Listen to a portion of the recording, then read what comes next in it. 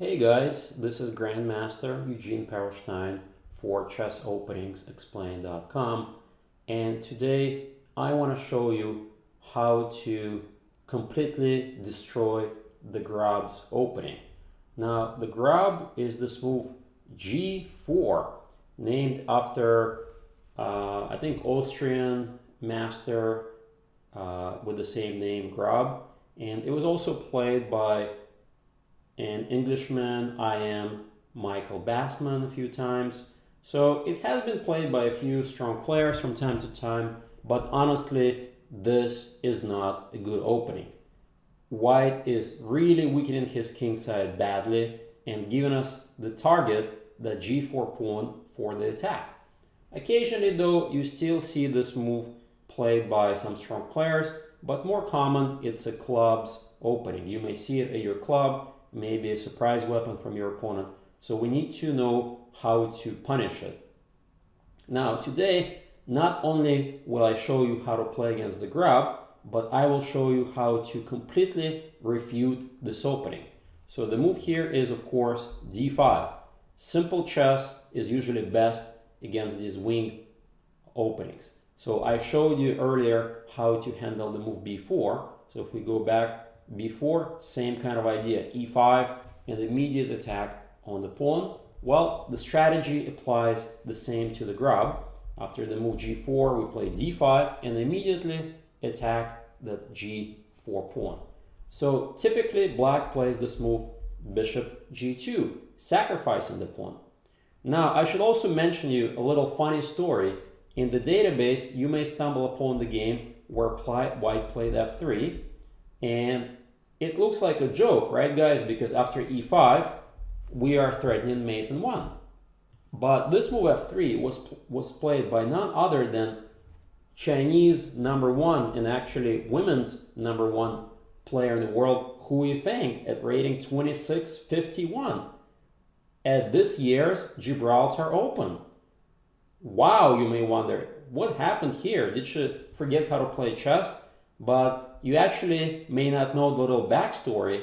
This game was played after Hu Yifeng got paired with mostly women players in the Open tournament. So this was a sign of protest to the organizers that, hey guys, you know, you must have done something wrong. I shouldn't be playing women all the time. This is a big Open tournament, lots of men. And after the move d3, her opponent played obviously queen h4 check, king d2, now h5, and after h3, h takes g. Obviously, white's going to lose material. The king on d2 is horrible, and she resigned. This is a 5 move, sort of loss on purpose, just to show that she was really upset and something didn't go her way in this tournament. But by no means was there any kind of foul play involved. This was all legit, as you know, the pairings proved that this is simply normal stuff. Anyways, this was kind of a fun little side note, but bishop g2 is the right move by white, and you will see this move most of the time. h3 is not really a serious move. You can pretty much do whatever you want against that. You can play for e5, you can play later c6, undermine this pawn, and just get a great position. So this is not really the subject of today's video. So let's look at the move bishop g2. We grab the pawn, of course. We want to refute the opening outright. c4, c6, queen b3. And here, a lot of players have tried different ways to try to play this as black.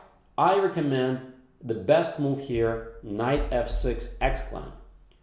You offer white, you want to play some sacrificial chess? All right, go ahead. I'm ready for it, and please take the pawn on b7 at your leisure. So here white has two plans. White can first trade on d5 or take on b7 right away.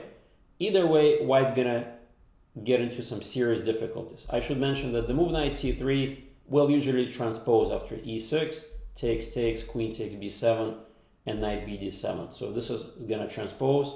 So this move knight c3 is not really something you should worry about. All right, well, let's take a look at queen takes b7. White is not gonna trust black to say, all right, I will take your pawn. Now the rook's under attack, and looks like the opening worked. A lot of club players will play that move. But now simple chess. Knight b d7, you offer the second pawn, and that's where white's trouble is now quite visible. White's queen is lost in no man's land. So here, white could play queen takes c6. Well, if white doesn't take the pawn, let's say white tries to win the center, then we're going to play e5 exclam, and after pawn takes, knight c5, another exclam move, and after queen takes c6, you guys can probably already see what we're trying to do. Yep, we're going to try to create the trap for the queen, bishop d7, and queen is absolutely trapped. Nothing better than to take the rook, queen takes, e takes f, and simple move bishop c6, pretty much winning advantage. So that's why queen takes c6 is probably what white will do next. What else? Well, now white is up a pawn, guys, and active play is required. Keep attacking the queen. Rook c8 exclam. Well, whether white plays queen b5 or queen a4, it's pretty much irrelevant. We're going to take the pawn on c4, for instance, queen a4, tempo move the queen, queen d1, and now looks like, you know, white managed to at least steal a little pawn on b7 and managed to protect all his pieces. Yet the position is absolutely losing for white after the fantastic resource knight e5 exclam. And the idea here is very prosaic idea. Knight d3 is going to be really annoying. After e takes, queen is under attack. And even if white plays d3, guess what? That doesn't stop our plan. Our plan is simply knight takes d3 check. Obviously ed loses the queen, queen takes rook c1, and this already happened in one correspondence game where white simply resigned. White could play king d2, but after queen c8, honestly, there is not much fight left in the position. Black is absolutely winning. This rook is just amazingly strong on the back rank. White can't even finish development. So let's go back again to this position, and that's what happens if white tries to get greedy, takes on b7 right away. But after cd, again, if white doesn't take on b7, what's the point of this opening? You know, sooner or later, white would have to take the pawn. So let's see what happens if queen takes b7. Same thing, knight b d7, and once again, white's facing some difficulties. For instance, knight c3, e6, and here again, if white plays knight b5, offering, you know, trying to give us a little fork, we simply play the move rook c8, offering that pawn on a7. White says, thank you very much for the free pawn. Now I'm up 2 pawns. Well, guys, now once again, the queen is in no man's land, and we're going to play rook c7, queen a6, knight c5 exclam. Queen has to keep an eye on that knight, and if queen goes to b5 check, knight f d7, what happens?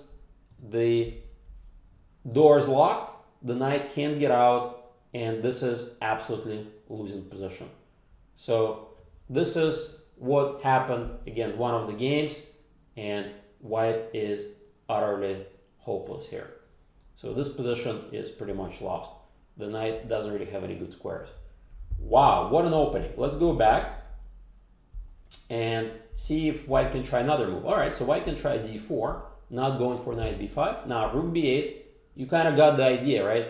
We don't care about that pawn on a7. And now my novelty, you could of course play the move bishop d6, and this was played in one of the correspondence games where Grob himself played as white and still didn't fully equalize after queen a8, queen a6, rook b6, queen d3. Yet, you know, even though black's better, I want to really punish white here and be winning, not just better. Queen c8 exclam.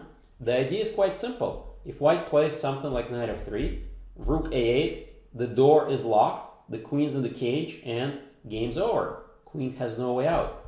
So now white has a few ways to rescue the queen. One is very kind of simple, get the queen out of there. Then we play bishop b4 with the threat of bishop takes c3, bishop d2, queen c4 exclam. Very important to set up this threat. Bishop takes c3 and the queen is hit, followed by bishop d2 intermezzo, and we win the piece. Queen c2, queen takes pawn, knight f3 takes castles. Look at this position. Black is absolutely dominating here. The material is even, yet the king is absolutely horrible. Whether you castle this way or this way, you're going to get under attack from all kind of positions. Queen h4, bishop d6. This is just absolutely horrible position for white. So either way you look at it, the position is just bad. Another way to try to rescue the queen is bishop f4. Now we simply take the pawn. Rook c1, bishop b4, pin. King f1 trying to break the pin. Castles.